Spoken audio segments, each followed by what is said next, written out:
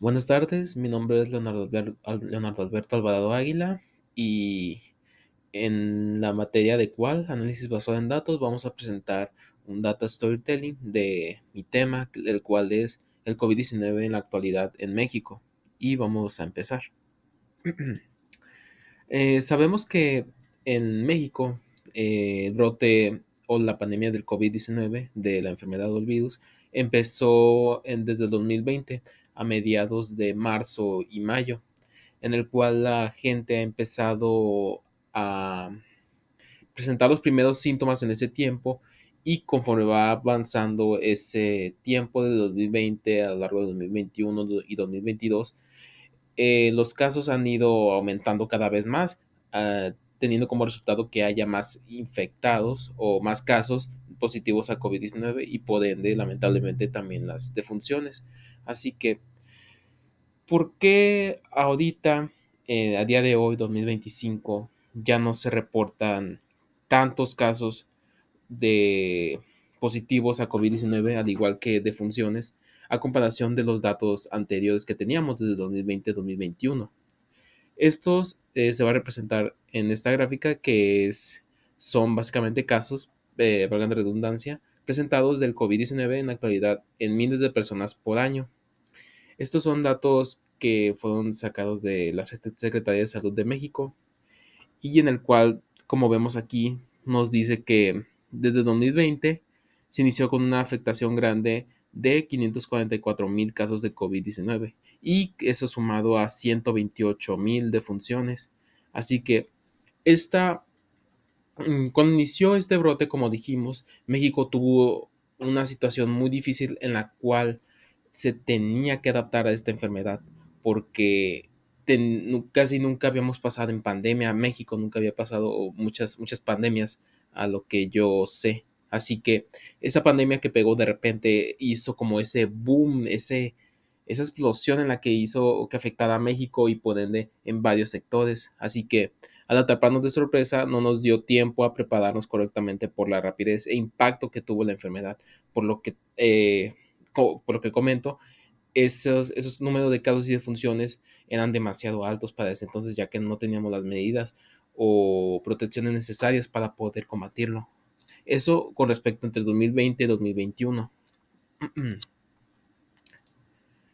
En la siguiente, eh, como vemos en la gráfica, a lo largo de los años, eh, la pandemia o bueno, el COVID ha afectado distintos sectores en los cuales ha hecho daños graves, por así decirlo, en esos años, como lo que son el turismo o los empleos o la pérdida de empleos debido a la contingencia y quedarse en casa, o el comercio bajando la economía, por así decirlo.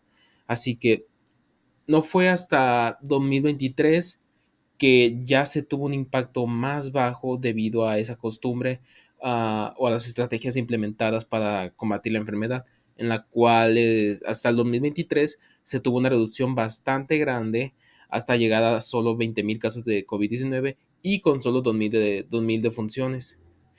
Por lo que vemos aquí que gracias a esta experiencia que tuvimos desde el inicio, que claramente es trágica y lamentable debido a las personas que fueron afectadas, y no solo, bueno, no solo personas, también empresas o establecimientos en las cuales tuvieron que cerrar por esta enfermedad. Así que esta situación fue algo trágica para algunas empresas, pero también fue, digamos, algunas personas supieron sobrevivir y dar esa enfermedad, por así decirlo, a inclinarla a su favor, intentando aprovechar lo máximo para poder vivir de una manera, digamos, más enriquecedora, por así decirlo, pero aún así no quita el hecho de que fue lamentable y trágico.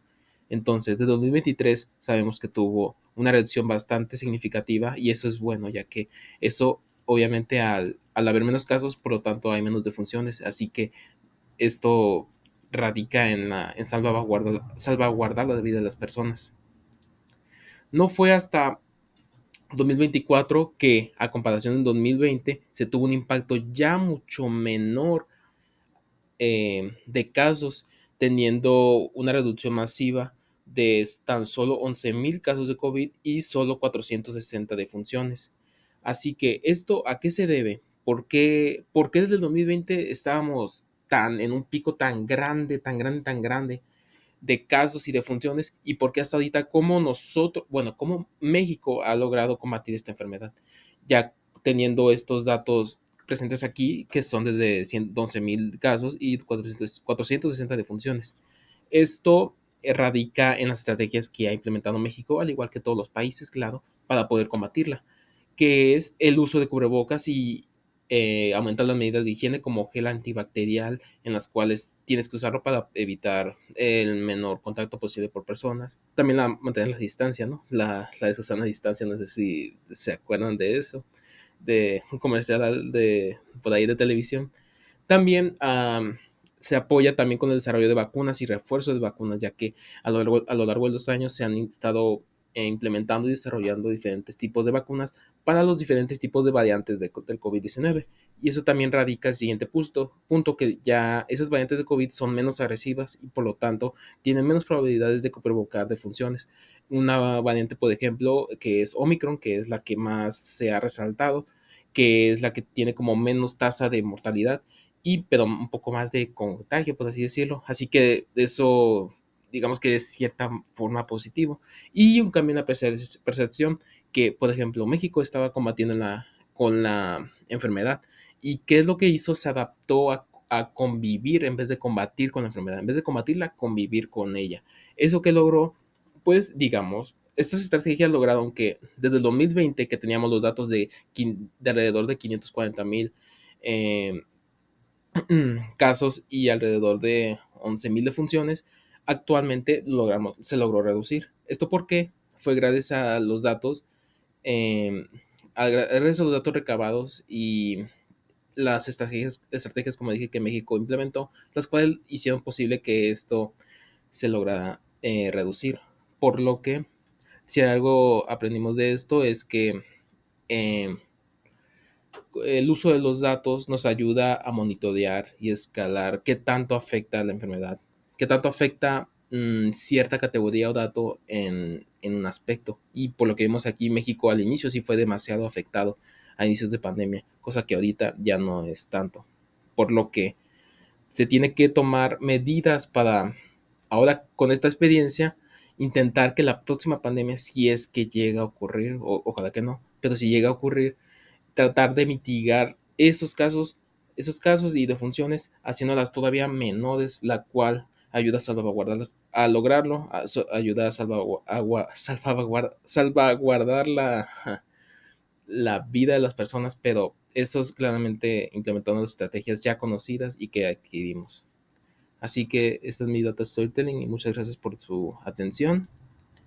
Y aquí tengo las referencias bibliográficas que usé, que fueron como algunos videos para adentrarme más a lo que es el data storytelling, algunos archivos adjuntos de la práctica de la meta que fueron ahí como puestos, como el video, un video que estaba ahí y algunos links que utilicé y otros datos de otros sitios web donde mencionaban estadísticas de a qué sectores ha afectado eh, la pandemia precisamente y las acciones que han realizado. Gracias, gracias y que tengan muy buena tarde.